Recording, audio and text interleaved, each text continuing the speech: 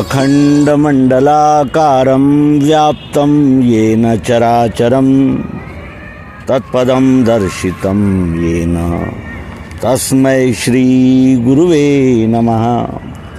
अज्ञानान्धस्य लोकस्य ज्ञानाञ्जनशलाकया चक्षुरुन्मीलितं येन तस्मै श्रीगुरुवे नमः। अखंडमंडलाकारं व्याप्तम येन चराचरम।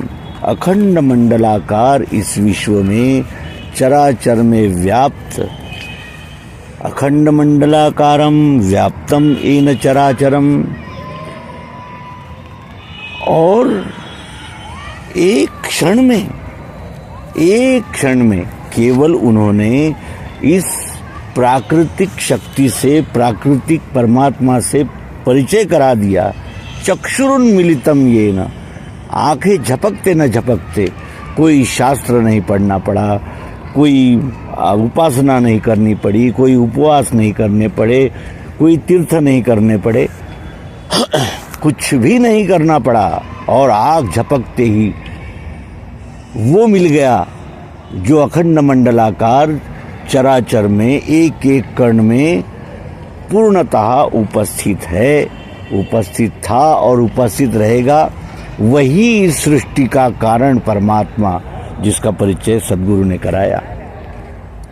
अज्ञानांधस्य लोकस्य ज्ञानांजनशलाकया।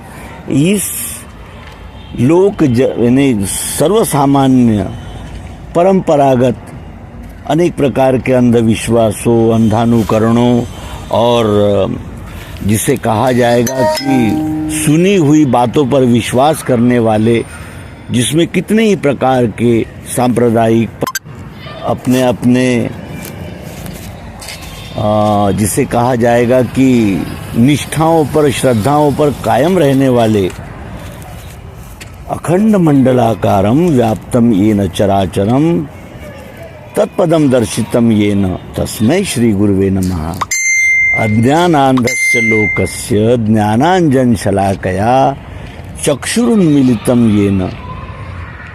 अज्ञानान्धस्य लोकस्य ज्ञानाञ्जनशलाकया, इस ज्ञान रूपी शलाका से अज्ञान फैला हुआ जो हमारा अंतःकरण था, जो हम अज्ञान में डूबे हुए, अज्ञान में रचे बसे हुए थे। अज्ञानान्धस्य लोकस्य ज्ञानाञ्जनशलाकया चक्षुरुन्मीलितं येन तस्मै श्री गुरुवे नमः। इसलिए मैं सद्गुरु का नमन करता हूँ, सद्गुरु का ऋणी हूँ, क्योंकि अखंड मंडलाकार फिरने वाले इस विश्वरूप परमात्मा के चक्र को यथार्थतः तत्व द्वारा, तत्व से, ऐसे ही किसी ने कुछ कह दिया, किसी ने विश्वास कर लिया। इस प्रकार का अंधश्रद्धा, अंधविश्वास का जो जाल है, उसे तोड़कर अध्यात्म को विज्ञान की कसौटी पर सिद्ध कर देने वाला सर्वांग योग आज हमारे हाथ है। और इस सर्वांग योग को प्राप्त करने के उपरांत जब हमें कण कण में परमात्मा दिखने लगा है, तब वास्तविक और धरातल पर वो दृश्य दिख रहे हैं कि लोग किसी के संप्रदाय का, किसी के धर्म का परिचय प्राप्त करते ही उसे गोली मार देते हैं। लोग इतने उन्मत्त हो गए हैं कि वो कानून से भी नहीं चलना चाहते। यानी कहने का आशय यह है कि इस प्रकार का अराजकता का व्यवहार, अराजकता का दृश्य हमारे आंखों के सामने है। और हृदय में सद्गुरु की वो अमृत संजीवनी है, जिसने हमारा सारा अहंकार, सारा ज्ञान काट दिया और उस परम तत्व परमात्मा से साक्षात करा दिया, अनुभव दे दिया, दिखा दिया। उस अमृत कुंभ को हृदय में धारण करके ऐसे दृश्यों को देखना कितना पीड़ादायक होता है, ये हमारे अध्यात्म विज्ञानी जन अच्छी तरह समझ सकते हैं। इसका उपाय क्या है, इसका इलाज क्या है? ये बीमारी सीरिया में भी है, इराक में भी है, ईरान में भी है, अमेरिका में भी है, फ्रांस में भी है। सूडान, मोरक्को, नामीबिया में है, इसका कोई मैंने आश्चर्य नहीं है, लेकिन वो फ्रांस में भी है, अमेरिका में भी है, और हमारे भारत में तो अनेक नामों से, अनेक वर्षों से ये हिंसा का तांडव चल रहा है। कभी बंटवारे के नाम पर, कभी हम ही रहेंगे, दूसरा कोई हमारे क्षेत्र में, हमारे प्रदेश में नहीं रह सकता, इस प्रकार की जिद से, तो कभी इस प्रकार की जिद से कि यहाँ हमारा वर्चस्व है, हमें ही राज करेंगे। अनेक प्रकार से यहाँ हिंसा का ऐसा तांडव बरसों से चल रहा है कि जिसके विषय में कुछ कहना ही असंभव लगता है। क्या क्या कहेंगे। भारत जो अध्यात्म विज्ञान का अनुसंधान करता और जहाँ पुरातन परंपरा से ये दिव्य चक्षु, दिव्य दृष्टि का अमृत कलश, ये अमृत की गंगा बह रही है, उस देश में ऐसे दृश्य दिख रहे हैं जिससे कि हृदय पीड़ा का अनुभव कर रहा है, कहीं मन नहीं लग रहा। ये कैसे दृश्य देखने को आ रहे हैं, और ये दृश्य दिख रहे हैं, ये हमारे इच्छा से बदल नहीं जा सकते, बदलेंगे नहीं, क्योंकि ये तमोगुण प्रधान कली युग का उत्कर्ष काल है। नैतिक दृष्टि से भी, भौतिक दृष्टि से प्रगति पथ पर मानव दिख रहा है, लेकिन नैतिक और मानवीय दृष्टि से वो और अधिक खोखला, बेसहाय और उन्मत्त, विषादी, छल कपट से परिपूर्ण। चारों वर्ण, जैसे तुलसीदास जी महाराज कहते हैं कि वर्ण संकर भय सब लोग, वर्ण संकर हो गए। ब्राह्मण, क्षत्रिय, वैश्य, शूद्र, ये ज्ञान, रक्षा, पालन पोषण और श्रम सेवा के विभाग आज अपने अपने चतुराई और सामर्थ्य का उपयोग अधिक से अधिक शोषण करने में लगा रहे हैं। इस दुर्भाग्य को हम क्या कह सकते हैं। और चातुर्वर्ण जब तक कि प्रबल थे, चातुर्वर्ण के अनुसार मनुष्य सच्चाई से व्यवहार करता था, तब तक का जो दृश्य है वो महाभारत में भी युद्ध हुआ, लेकिन वो किसी कारण से हुआ। बगैर कारण से लोग AK-47 लेकर कश्मीर में चले जाते हैं, वहाँ हिंसा फैलाते हैं, 26-28 लोगों की हत्या कर देते हैं। कारण क्या बताएंगे, किस कारण से आपने ऐसा किया। श्रीमद् भगवत गीता के उत्तरार्ध में जो अध्याय आए हैं वो अत्यंत महत्वपूर्ण है। आसुरी शक्ति का जो वर्णन दैवासुरी संपद विभाग योग नाम के अध्याय में व्यास जी ने ग्रथित कर रखा है, उसके परिप्रेक्ष्य में ये सारा दृश्य इन्हें अनावरण हो जाता है, क्योंकि आसुरी स्वभाव की विचार पद्धति और दैवी स्वभाव की विचार पद्धति, इसमें अंतर है। दैवी और आसुरी ये दो सनातन धाराएं है, दिन है तो रात भी है, लेकिन जब आसुरी शक्तियों का प्राबल्य बढ़ जाता है तब मानवता हाहाकार कर उठती है, और एक एक कण ऐसा उद्वेलित और अशांत हो जाता है कि जिसके विषय में कुछ कहना ही संभव नहीं लगता। कितनी तपस्या से मनुष्य एक घर बनाता है और एक भीड़ आकर उसे लूट ले जाती है, कैसे भीषण दृश्य है।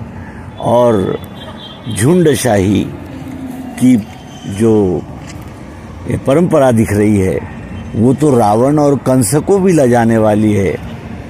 इतना पाशवी और पत्थर का हृदय किसका है, कौन है वो जो बगैर किसी कारण से, बगैर किसी शत्रुता से अपने मत पर अडिग निष्ठावान रहते हुए इस प्रकार के कृत्य करते हैं कि जिस कृत्य को करने पर हम स्वाभिमान से खड़े नहीं हो सकते, स्वाभिमान से हम ये नहीं कह सकते कि हमने ये किया है।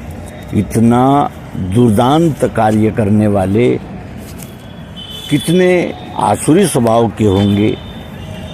और ये दैवी और आसुरी ये दो तो सर्ग चले ही आ रहे हैं। जब एक की शक्ति बढ़ती है तो दूसरे की शक्ति क्षीण हो जाती है।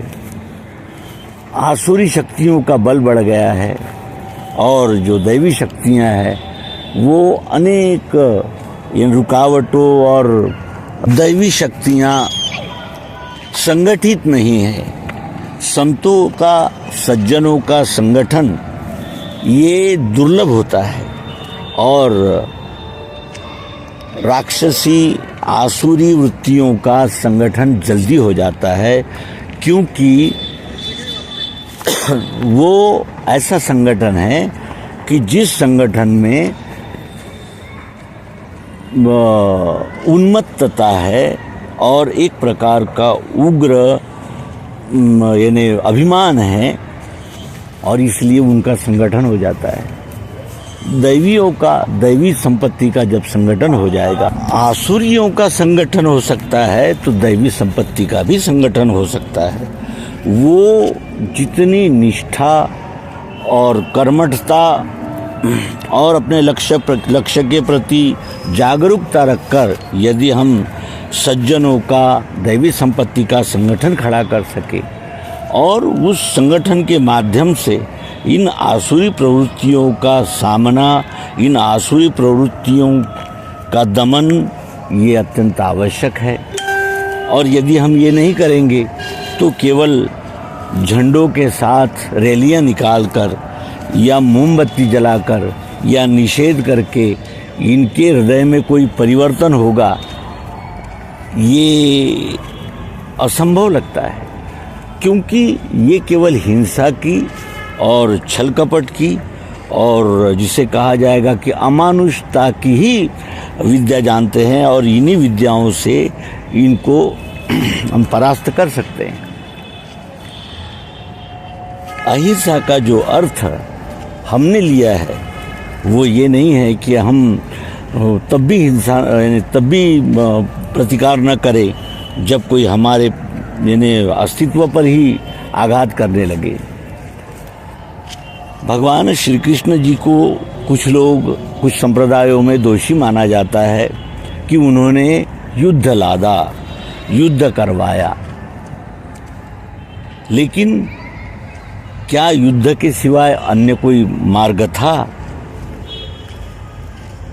कितने प्रयास किए श्री कृष्ण जी ने कि इस युद्ध को टाल दिया जाए, इस युद्ध को यानी इसकी युद्ध के कारणों को ही समाप्त कर दिया जाए। और झुकने वाला अर्जुन, लेकिन एक सुई की नोक पर भी रहे इतनी जमीन न देने की इच्छा रखने वाला दुर्योधन। तो संघर्ष तो अटल है, क्योंकि संघर्ष के लिए ही आह्वान दिया गया है।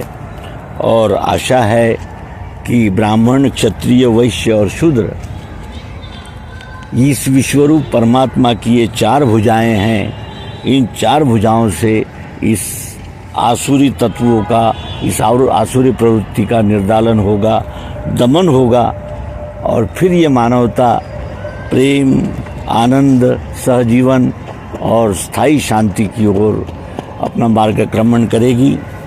ये भारत जिसने वसुधैव कुटुंबकम और सर्वम खल्विदम ब्रह्म का उद्घोष दिया है, अवश्य ही वहीं से इस विश्व में स्थायी शांति, सुख, समाधान और समृद्धि का मार्ग प्रशस्त होगा। इसी आशावाद के साथ इस अंक को विराम देते हैं। नर्मदे हर सद्गुरु भगवान की जय, विश्वरूप परमात्मा की जय। ओम शांति शांति शांति।